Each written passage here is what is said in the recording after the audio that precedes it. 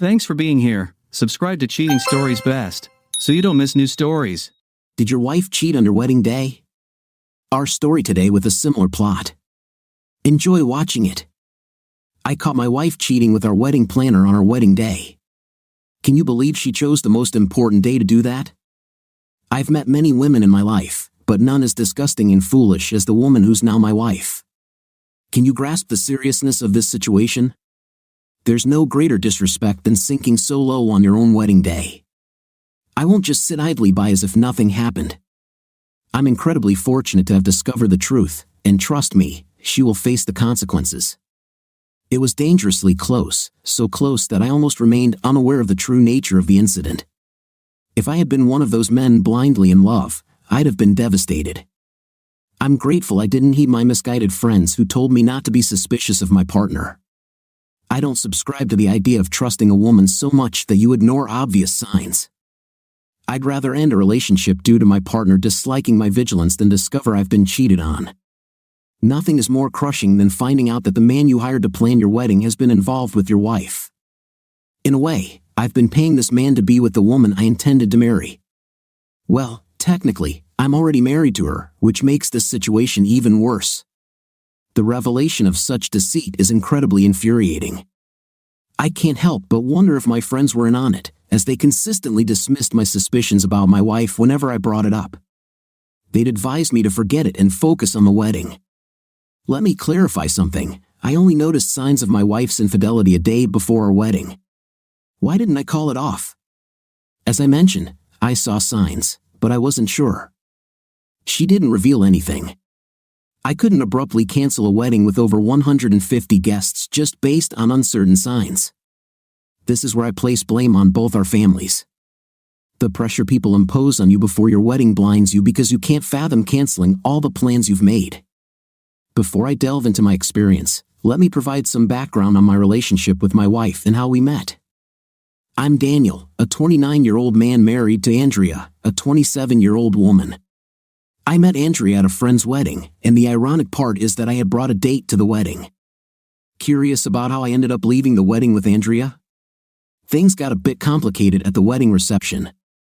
The couple we were celebrating were known for their love of partying and having a good time, so naturally, their wedding had a wide array of drinks and shots. We drank, and honestly, we nearly crossed our limits. I can handle my alcohol quite well, to be honest, but I have no idea what they put in those drinks that day. I got drunk for the first time in my life. I wasn't the only one, everyone, including the couple, got drunk. Andrea was part of the group of revelers, and that's how we started talking. I don't even know what happened to my date that night or how I ended up in my apartment with Andrea the next morning. It hit me like a bucket of ice water. I had a one-night stand with Andrea. While one-night stands are not uncommon, it was a big deal for me as I'm very selective about the people I interact with. The fact that I left my date and went home with Andrea was a testament to how intoxicated I must have been that night. My date never contacted me again after that day, leaving me single. Surprisingly, Andrea messaged me the day after she left my apartment in the morning. I was taken aback because I couldn't recall asking her for her phone number. So, folks, here's the truth. Andrea actually took my phone number from my phone that night. Yes, my wife was the one who initiated contact. I admired her confidence, and that's how our conversation began. We occasionally hooked up, but things quickly escalated, and we officially started dating. We were together for 4 years, but let me tell you, it was an on and off relationship. Our first 2 years weren't very stable. We'd break up and then reconcile, and the cycle continued. Strangely, it felt like she was my soulmate because we always found our way back to each other. We had a solid 2-year relationship before we decided to tie the knot. I proposed, and she said yes. That's where our journey began. Honestly, wedding preparations can be quite the test of a couple's compatibility. If they can endure the stress of planning and family disagreements, it's a good sign they're committed. Our wedding preparations were quite hectic, to be honest. Our families were polar opposites in terms of preferences, which made planning a nightmare. Her family wanted a grand wedding, while mine preferred an intimate one. I had to assert that my wife and I had the final say in how our wedding would unfold. Eventually, Andrea and I settled on a wedding that wasn't too big or too small. We trimmed the guest list down to 150 people, finding a compromise. Now let's get to the crux of the matter, the wedding planner who was involved with my wife. Traditionally, women tend to take the lead in wedding planning, striving for perfection and realizing their dreams. I didn't mind Andrea taking charge of the wedding preparations. In fact, the wedding turned out larger than I had originally wanted. Her family initially aimed for a guest list of 250 people. I have no idea how they knew that many folks. We managed to bring it down to 150 because I expressed discomfort with such a large gathering. My initial preference was just 90 guests. Having so many people only increased the workload, but Andrea insisted she could handle it. I didn't mind, as long as we had a wedding. Although Andrea wanted something grander and more extravagant, she spent nights scrolling through screens searching for the perfect wedding theme. Initially, I tried to let her handle it independently, but eventually, I decided to get involved, not because I wanted to but to support her and avoid overwhelming her. Despite my willingness to assist, Andrea assured me that she could manage on her own and didn't need help. I gave up trying because I had limited time to spare. Andrea selected the wedding planner, and I covered the expenses. That was our agreement. However, I never anticipated that this arrangement would lead to deception and infidelity.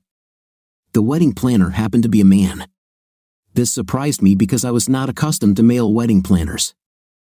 I had always associated wedding planners with women, and this was a new experience for me. I didn't suspect infidelity just because he was a man. It was more about doubting his competence for the job. I questioned Andrea about her choice, and she assured me that he was an excellent wedding planner with a strong reputation in the industry. I didn't have much knowledge about wedding planners and their social presence, so I didn't dig deeper. His design proposals showed his confidence, and he even aced a test my sister prepared.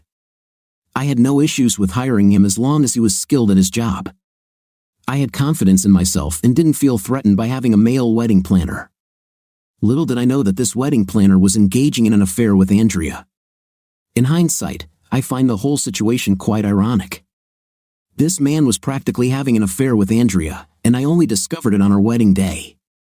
To be precise, I found out barely an hour after our wedding and just before our reception. I'll delve into the details later. What truly bothers me is the fact that it's common for wedding planners and brides to spend a significant amount of time together. They need to choose a dress that complements the decor and find the perfect veil that doesn't clash with the color scheme. Their collaboration is essential to ensure the bride's satisfaction. As for the groom, it's mostly about selecting the right suit and tie, with no involvement in lipstick colors or jewelry choices. Consequently, I had very limited interaction with the wedding planner during our wedding preparations. I took a leave from work, but I still had to attend Zoom meetings and manage work on my computer. Financially speaking, wedding expenses can be exorbitant, and nobody really cares about the total spent, they just want everything to be perfect. I was in a similar situation, needing to work because I understood that life continues after the wedding, and we would need to support ourselves. I don't consider myself overly strict, but I do value intentionality. I don't like idleness or beating around the bush, therefore, I didn't hesitate to advise Andrea to be more mindful of her spending. She was splurging recklessly, and I couldn't overlook it. I cautioned her to cut back on unnecessary expenses. Andrea had taken an entire month off from work, which meant she wasn't receiving her regular salary. I had to make her realize that money isn't limitless. To be clear, I'm not a miserly person, and I'm willing to spend on my wife, but I do believe in responsible financial management.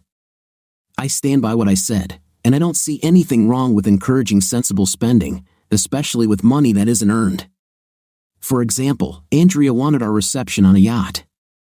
I wouldn't have minded if the guest list was under 50 people, but accommodating 150 guests on a yacht was excessively costly. I firmly insisted on having the wedding reception at a hotel, leaving no room for debate. Andrea's reaction to my decision was unexpected. Her behavior took a turn for the worse, becoming incredibly spoiled and disruptive. Just 2 weeks before our wedding, Andrea's attitude became rude and rebellious, prompting me to express my anger and warn her that I might end the relationship if she didn't change her ways. She became fearful and apologized, and I believed she would keep her word. However, she did so in a deceitful manner. Even though Andrea's overreactions and attitudes subsided, I still confided in my friends about her behavior, expressing my dissatisfaction and explaining my concerns. If she had exhibited such behavior before we began planning the wedding, I would have made a decision without consulting anyone. However, I gave her the benefit of the doubt because I understood the stress associated with wedding planning. I was experiencing stress myself and recognized how the pressure to excel and create a perfect event could temporarily alter one's personality. My friends dismissed my worries, attributing them to the normal crankiness that women may experience during wedding preparations. They shared their own similar experiences and reassured me not to be overly concerned. Little did I know that my own experience would be marred by a cheating scandal.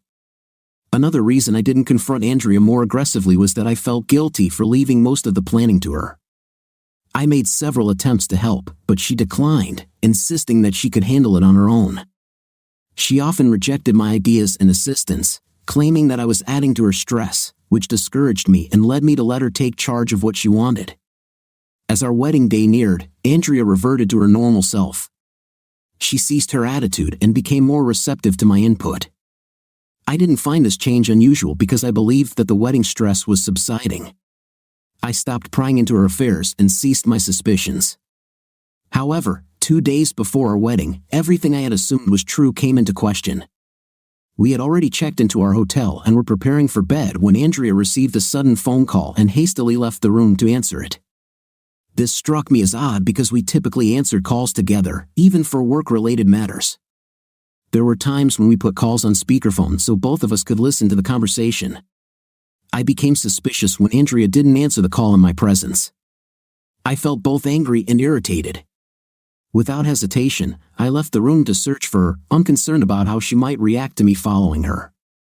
A wedding was a serious matter, and I needed to ensure my wife understood that. I discovered her in the hallway, speaking quietly on the phone, and that's when I lost my temper. I approached her and tried to take the phone from her hand. She immediately ended the call and asked why I interrupted her conversation. I questioned why she couldn't have taken the call in the room, and she claimed she didn't want to disturb me. I reassured her that I didn't mind, and she was well aware of that. Andrea attempted to dismiss it by citing fatigue and the need to go to bed, but I wasn't buying it. I was determined to find out what the call was about. Andrea grew annoyed and explained that she was talking to a relative who needed directions to the hotel. It was a flimsy excuse, and I expressed my disbelief. This is to illustrate how vigilant I had been, yet I still ended up being fooled in the end. I made it clear to Andrea that her suspicious behavior was causing me to have doubts about the wedding. She became upset when I mentioned this and insisted she had been speaking with a relative. She even went so far as to show me the call log where the number was saved as Aunt. Well, I later discovered that her aunt had a beard and resembled a man. Oh wait, he looked like our wedding planner. He was our wedding planner. It's hard to believe I fell for such a lame excuse that day. Of course, I believed her and moved on. How was I supposed to suddenly realize she was lying to me? It's ironic when you think about it. Sometimes you find yourself in highly unfavorable situations, and I can attest to that. It's always frustrating. There's nothing more aggravating than being blindsided and repeatedly lied to. Everything only becomes clear when you discover the truth. But before the truth is revealed, it feels like you're navigating a confusing maze without knowing the way. One day before my wedding, I felt like I was lost in a maze because Andrea was casting doubt on many things. Imagine what was going through my mind when I noticed these signs just 24 hours before tying the knot. The wedding preparations were in full swing, and guests had started arriving, including my coworkers, distant and close relatives, and even my boss. Everything appeared to be going smoothly that day until Andrea raised another concern. I wasn't worried about her, but rather about potentially embarrassing myself in front of so many people. I needed to understand why Andrea was nowhere to be found a day before our wedding. Yes, you read that correctly. Andrea had essentially disappeared from the room, and I hadn't seen her for quite some time. Anyone I asked informed me that she had gone shopping for a last-minute wedding design. I wasn't comfortable with that explanation at all. The wedding planner should have been responsible for such tasks.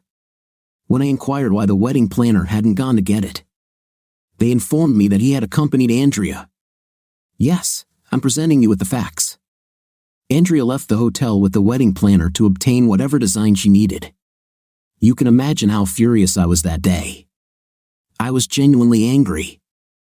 I didn't appreciate the fact that Andrea had left the hotel with the wedding planner without informing me first. It seemed like she was making decisions without consulting me, acting without considering me. If I had left the hotel without her knowledge, I might have been labeled as the heartless fiancé who doesn't keep his fiancée informed of his whereabouts. But Andrea didn't think twice before taking her actions. Even then, I didn't suspect that Andrea was cheating on me. I didn't even suspect any connection between her and the wedding planner. This just highlights how secretive they had been. I know some of you might say I was foolish not to notice the signs, but that's because you already know where this is going. I didn't know at that time. I couldn't even fathom it. It's like a woman discovering her husband is having an affair with her best friend, who also happens to be her chief bridesmaid. Let's say she witnessed them together on numerous occasions yet didn't suspect a thing until she learned about their actual affair. That's similar to my situation. I never entertained the idea of my wife being involved with our wedding planner. It's not an everyday occurrence. When Andrea returned with the wedding planner that day, I pulled her aside, and we had a heated argument. I asked her where she had been, and she explained it was for wedding-related matters. I questioned why she hadn't informed me, and she claimed it slipped her mind. This time, I didn't let it slide. I was so upset that I even suggested she might not want to get married anymore. She was taken aback and asked why I would imply such a thing. We had a lengthy argument that day, and eventually, she apologized and promised to be more considerate. It's not ideal to argue a day before your wedding, but it's not uncommon. I've witnessed such disagreements at many weddings I've attended. Andrea begged for my forgiveness, blaming wedding stress for her forgetfulness. After some contemplation, I decided to forgive her. I could see that she was genuinely stressed with the wedding preparations, but now I realized that much of her stress was due to her secret affair. While planning the wedding, she's the one to blame for how things unfolded. She made poor, deceitful choices, thinking she could keep them hidden. Now let me tell you what transpired on the wedding day and how I discovered her infidelity with the wedding planner. Our wedding day arrived, and we were filled with excitement. You know that sense of fulfillment when everything you've worked hard for is finally unfolding right before your eyes. It brings contentment and deep gratitude. I felt exactly that way. Personally, I had invested a significant amount of money into the wedding, so seeing how it all came together was incredibly satisfying. The day before the wedding, I had a bachelor party, and Andrea had her bridal shower. It was like a reenactment of how we first met. Just like that day, we both got a little too carried away with drinking and spent the night together. I woke up with a hangover on my wedding day, but fortunately, I managed to have some hot soup that helped alleviate it. In the morning, I didn't see Andrea as she was busy preparing for the wedding. I too dedicated time to getting ready. It was heartwarming to see our families gathered together. They all appeared genuinely happy for us, and I was grateful that they could be a part of our special day. If I recall correctly, there were more than 150 people at the wedding that day. Thankfully, I had opted not to have the wedding on a yacht, so I wasn't overwhelmed by the crowd. After exchanging vows at the church, we had some time to rest before heading to the reception.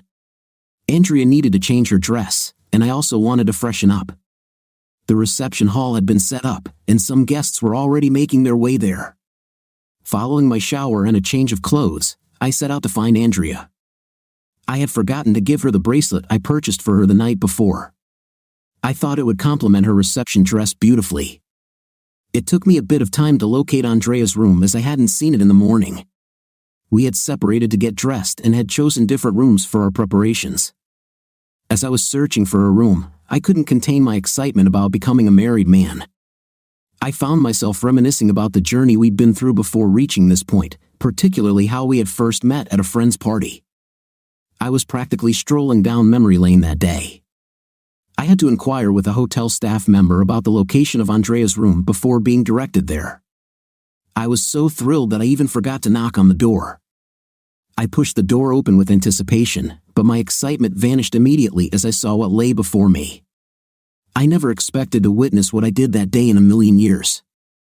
I couldn't have imagined my own wife sprawled on the bed in her wedding dress with the wedding planner I was paying for, completely unclothed on top of her. It felt like the world had come to a standstill, waiting for me to process the shocking sight. Andrea's wedding gown, a dress I had paid for, was torn. They were engaged in intercourse right before my eyes, completely lost in the act. It took a few seconds for Andrea to notice my presence, and I still remember the infinitesimal widening of her eyes as she quickly pushed the wedding planner away. It was then that I could fully grasp the disastrous state of her dress. She looked disheveled, her makeup smeared, and her hair a mess. She attempted to speak, but I grabbed a glass of water from near the door and hurled it onto the bed in a fit of anger and disgust. I was seething, absolutely livid, and it took all my self-control not to aim that glass at their heads. Without second thoughts, I slapped the wedding planner across the face. The guy couldn't have been older than 24 at most, and he had a slim, almost effeminate appearance. I had even assumed he might not be straight, but no, the young man I had hired to plan my wedding was having an affair with my wife. The worst part? They hadn't even bothered to use protection. I seized him by the shoulders and delivered a swift kick to his groin. I kicked him right there. Andrea leaped out of bed and began pleading with me, uttering apologies and excuses, but I didn't have the patience to listen to her. I called out to my elder brother, whose room was just a few doors away, repeatedly until he rushed into the room. He, too, was stunned by what he saw. He hurried to my side and asked if what he was witnessing was real. I confirmed that it was, feeling utterly disgusted, irritated, and profoundly let down. There are no words to convey the depth of my disgust for Andrea and the wedding planner. I felt betrayed, but at that moment, everything began to fall into place. I finally understood why Andrea had sneaked out of the hotel the day before to buy something. It all made sense, but it was too late. There was nothing I could do because I was already married to her, a cheater who dared to betray me on our wedding day. I couldn't even bear to look at Andrea or hear her speak, and that's when I began devising my plan. I didn't care if we were already married or anything of the sort. I needed to make her regret her actions, to make her tremble with fear at the mere mention of my name or whenever she came close to me. There was no way I could pretend I hadn't just witnessed what had unfolded before my eyes. I had no reason to protect a marriage that showed no respect for me. A single glance at my brother, and he understood my intentions immediately. He could tell that I intended to humiliate them, so he asked me what to do. I instructed him to apprehend the wedding planner while I took hold of Andrea. He followed my orders, and that's how we forcibly removed them from the room. I'm sure you're all curious about what we did to them. Well, in that moment, I did what I could think of to deliver a humiliating blow. I wanted to shatter their pride to the maximum extent possible. You know what's ironic? The extensive guest list that Andrea and her family had been so adamant about ended up playing into my hands. With over 150 people in attendance, they hadn't heeded my warnings. But guess what? It backfired on them in the end. All the guests were already waiting for us at the reception, so my brother and I escorted them to the reception hall. The wedding planner begged me to let him at least put on his pants, but I refused. Yes, I refused. He didn't just stand there passively, he attempted to resist. That's when I called upon two of my friends who had come along to look for me, asking why we were taking so long. So, 3 men dragged the wedding planner to the reception while I led Andrea and followed behind. She wept, wailed, and begged for my forgiveness, but I paid her no attention, treating her as the disgrace she had become. I didn't care about her disheveled attire, messy hair, or nearly exposed chest. She had no shame, so she shouldn't mind being humiliated in front of the guests. Everyone in the room stood up immediately upon seeing us. The shock on their faces was evident. They had come to witness a wedding, but instead, they were confronted with an unclothed man and a nearly unclothed woman. The very woman who was supposed to be the bride. Andrea's family rushed towards us, displaying obvious concern on their faces. They looked horrified.